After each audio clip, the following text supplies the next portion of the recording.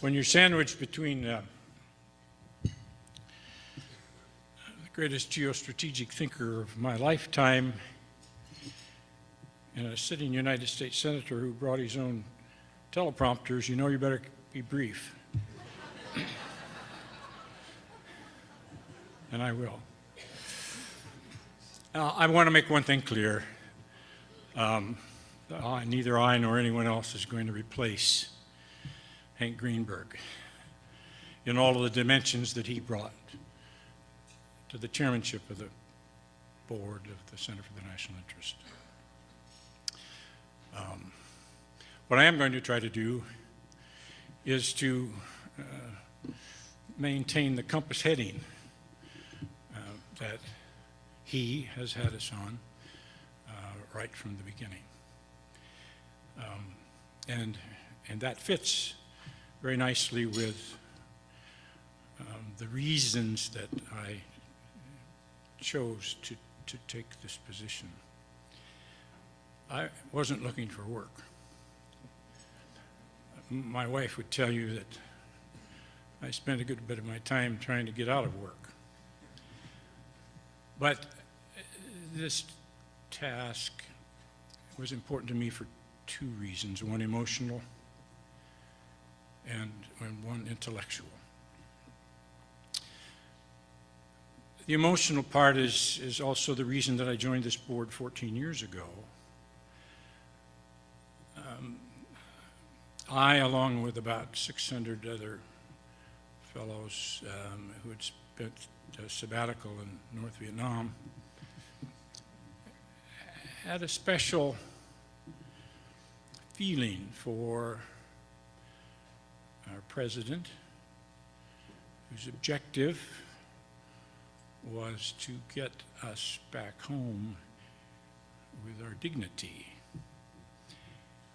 and for his national security advisor who operationalized that objective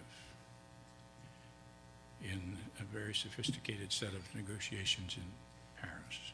And so we came home, all of us, I think, it's fair to say, with a special feeling for both President Nixon and Henry Kissinger. And so I bring that same sense of feeling with me to this task. That's the emotional part. It means something to me. The other part is, and others have talked about this, and some certainly with more sophistication than I, but the objective, what this small specialty, what I choose to call boutique think tank, is about in its soul. And that is the very simple proposition that there is always a solution that serves the national interest. In this, and I think Ambassador Burt mentioned the complex ecology of think tanks in Washington and New York, there's something serving almost everything you can think of. But there's only one that has that as its compass heading. And that it just happens to be what I believe is the very most important compass heading to maintain.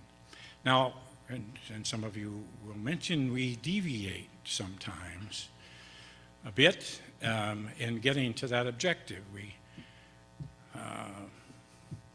We do so because to just follow that track with no deviation is not possible. I want to remind, probably 90% of you here have seen the movie Lincoln, and he, in a scene in which he describes to Thaddeus Stevens the compass. Stevens, of course, has his own rigid moral compass, and he wants no deviation from it whatsoever. And Lincoln tells him in a speech that just made shivers run up my back. And here's what he said, and I think it applies to us. A compass, I learnt when I was surveying, will point you true north from where you are standing. But it's got no advice about the swamps, the deserts, the chasms you'll encounter along the way. If in pursuit of your destination, you plunge ahead, heedless of obstacles, and achieve nothing more than to sink into a swamp, what's the use of knowing true north? I think we know where true north is, but we'll probably work around it a little bit in getting there. And so that's about all I have to say. I'll serve this position as best I can. And I will thank all of you, those of you who wrote checks tonight to support this important institution. And for those of you who didn't write checks and had the means to do so, I might give you a gentle reminder that, in the words of Henry V, as he rallied his troops before Agincourt, gentlemen in England now abed will think themselves accursed they were not here, and hold their manhoods cheap when others speak, who fought with us upon St. Crispin's Day. I don't want anybody to have regrets that they didn't support this wonderful institution as it goes forward into the next 20 years of existence. Thank you for your time.